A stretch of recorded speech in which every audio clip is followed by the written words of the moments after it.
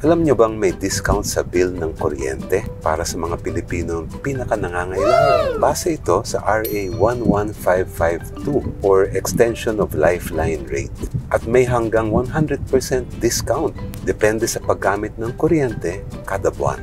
Halimbawa, para sa Meralco, ito ang Lifeline Rate. Basta hanggang 100 kWh kada buwan ang paggamit ng kuryente, pasok sa discount. Qualified sa benepisyong ito ang mga marginalized end users kasama ang benepisyaryo ng 4Ps base sa talaan ng Department of Social Welfare and Development o DSWD at mga nabubuhay below the poverty threshold na sertipikado ng DSWD. Para ma-avail ito, kailangan lang magrehistro sa provider ng kuryente. Kung 4Ps beneficiary, ang general requirements na isasubmit ay application form, bill ng kuryente, at government ID na may pirma at address. Kung di naman 4Ps beneficiary pero below the poverty threshold, dagdag dito ang certification mula sa local Social Welfare and Development Office na tungkol dito.